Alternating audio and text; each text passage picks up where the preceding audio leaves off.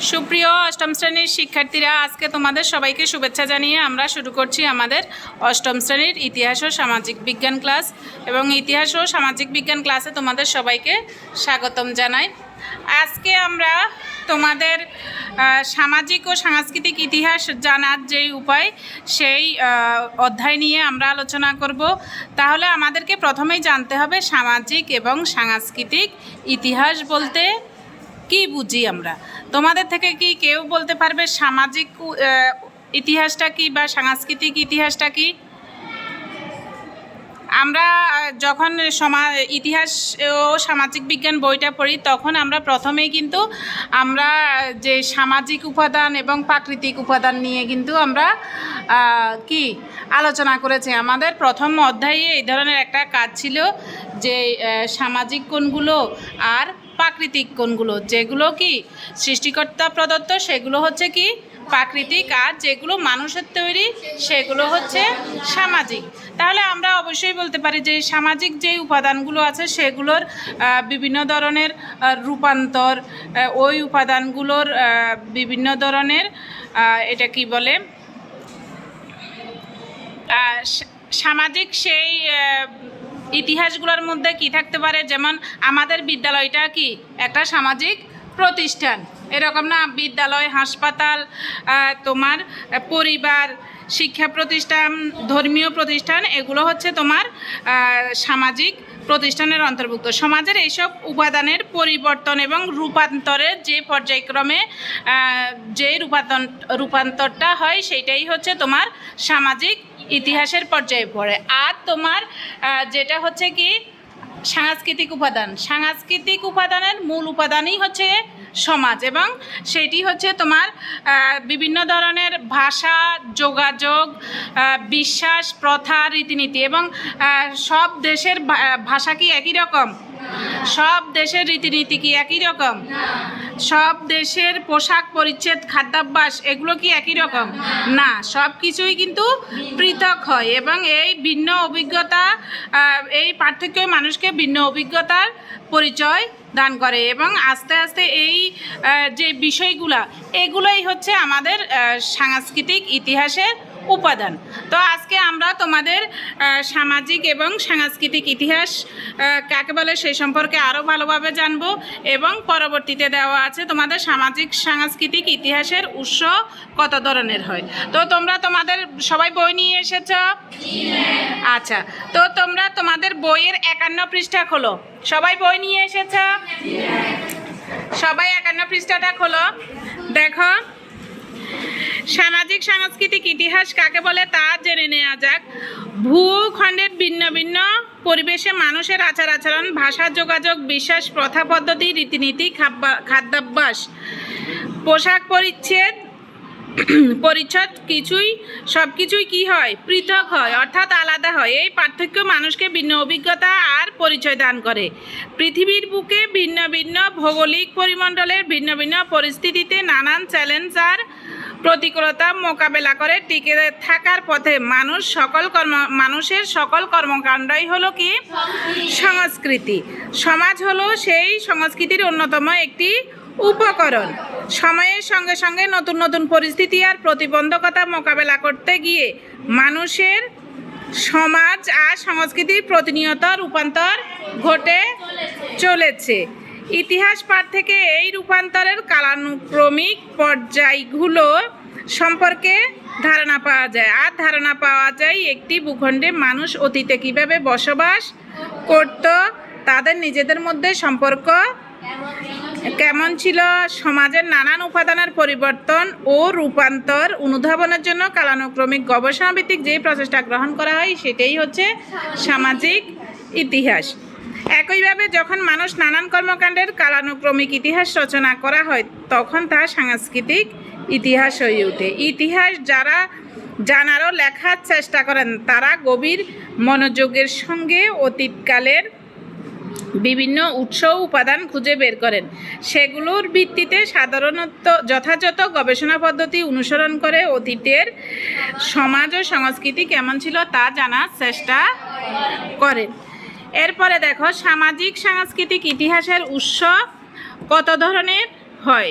তোমরা যদি বাংলা অঞ্চলের সামাজিক ও সাংস্কৃতিক জীবন ঘটন ও পরিবর্তনের প্রাচীন ইতিহাস জানতে ও বুঝতে চাও, তাহলে কী ধরনের উৎস বা উপাদান অনুসন্ধান করে যৌক্তিক সিদ্ধান্ত গ্রহণের চেষ্টা করতে হবে, চলো তা অনুধাবনের চেষ্টা করি। দক্ষিণ এশিয়া ও বিশ্ব প্রেক্ষিতে তোমরা যখন সামাজিক সাংস্কৃতিক জীবন ঘটন ও রূপান্তরের ইতিহাস অনুসন্ধান করবে, তখন ইতিহাসের উৎস বা উপাদান সম্পর্কে জানতেও শিখতে পারবে। আর তোমরা তো ইতিমধ্যে জেনেছ যে ইতিহাস হলে সকল প্রকার উৎসের ত্রুটি বিচ্যুতি সমস্যাগুলো চুলচেরা বিচার বিশ্লেষণ করতে হয়। উৎসগুলোকে প্রশ্নের পর প্রশ্ন করতে হয়, পুঙ্খানুপুঙ্খ রূপে যাচাই বাছাই করতে হয়, সমালোচনামূলক অনুসন্ধানের মাধ্যমে প্রাপ্ত তথ্যের যথাযথ ব্যাখ্যা বিশ্লেষণ করে তবেই যৌক্তিক সিদ্ধান্তে গ্রহণ করতে হয়। খুব সহজে মনে রাখার জন্য দুই ধরনের উপাদানের কথা বলা যেতে পারে। এক হচ্ছে সাহিত্যিক উৎস, দুই হচ্ছে প্রত্নতাত্ত্বিক উৎস। অর্থাৎ বলা হয়েছে সামাজিক সাংস্কৃতিক ইতিহাসের উৎস কয় ধরনের হয়? দুই ধরনের। একটা হচ্ছে সাহিত্যিক উৎস আর একটা হচ্ছে প্রত্নতাত্ত্বিক উৎস। বাংলা অঞ্চলে বসবাসকারী মানুষেরা অতীতে কেমন সামাজিক ও সাংস্কৃতিক জীবন গড়ে তুলেছিল তার অনেকটাই জানা যাবে এই উৎসগুলো ব্যাখ্যা বিশ্লেষণ করে। সাহিত্যিক উৎসগুলোর মধ্যে রয়েছে তালপাতার লেখা পাণ্ডুলিপি, চর্যাপদ, বিভিন্ন ধরনের কাব্য সংকলন, আইনশাস্ত্র, চিকিৎসাশাস্ত্র, কৃষি বিষয়ক গ্রন্থ, ভ্রমণ বিষয় বিবরণী ইত্যাদি। প্রত্নতাত্ত্বিক উৎসগুলোর মধ্যে রয়েছে শিলালিপি, তাম্রশাসন, টেরাকোটা, মৃৎপাত্র, স্থাপত্য, ভাস্কর্য, মুদ্রা ইত্যাদি উল্লেখযোগ্য। এখন দেখো এখানে তোমাদের একটা চক দেওয়া আছে, চলো আমরা সামাজিক সাংস্কৃতিক ইতিহাসের উৎসগুলো নিচে উল্লেখ করি। তাইলে আমাদের সামাজিক এবং সাংস্কৃতিক ইতিহাসের উপাদান কয়টি তুমি বলো? পিছনের দুজন থেকে একজন দাঁড়াও। সামাজিক এবং সাংস্কৃতিক ইতিহাসের উপাদান কয়টি? কে বলতে পারবে? মেয়েদের মধ্যে কে বলতে পারবে? বলো।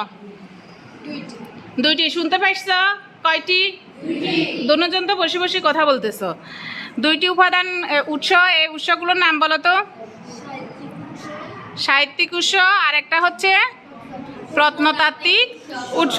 এখন দেখো আমাদের এখানে যে একটা কাজ করতে দেওয়া হয়েছে, এই চকের মধ্যে তোমাদেরকে লিখতে হবে যে এই উৎসগুলো কি কি। তো আশা করি তোমরা এখানে যে বইতে দেওয়া আছে তোমরা সাহিত্যিক উৎস এবং প্রত্নতাত্ত্বিক উৎস দুটো থেকে এখানে টোটাল 10টি উৎসের কথা তোমরা লিখতে পারবে। তো খাতা কলম নাও তোমরা সবাই, এবং বই থেকে দেখে তোমরা এই উৎসগুলোর নাম লেখো, এবং আমরা আলোচনাও করেছি। এছাড়া বিভিন্ন সময়ে দেখো পৃথিবীর বিভিন্ন প্রান্ত থেকে আসা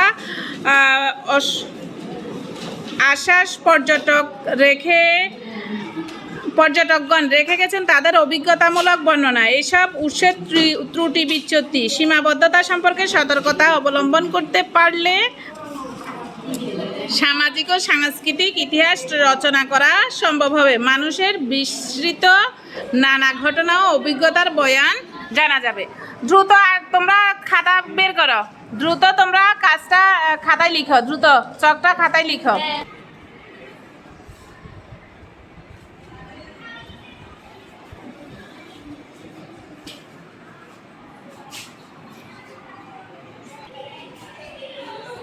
বইয়ের মধ্যে তো সবগুলো আছে, দেখো বই থেকে দেখি লিখো।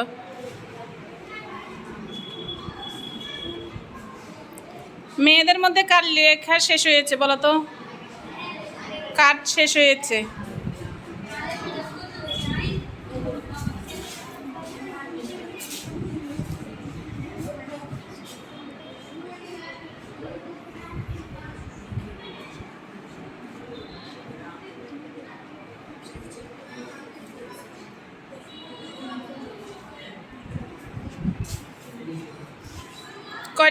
কয়টা লিখেছো তুমি নাকি বলো? যে কয়েকটা লিখেছো ওইগুলো বলো। তালপাতার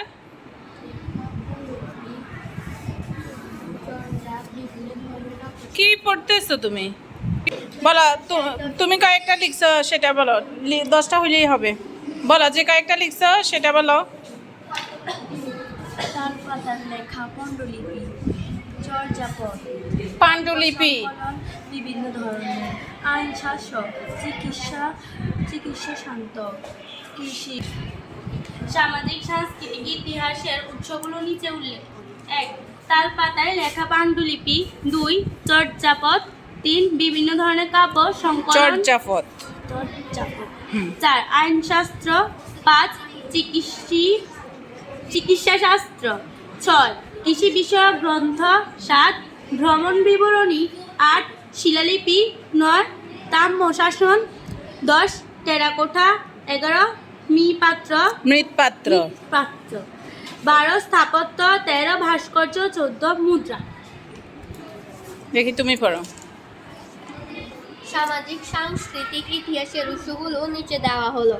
1. তালপাতা লেখা পাণ্ডুলিপি। 2. চর্যাপদ। 3. কাব্য সংকলন বিভিন্ন ধরনের।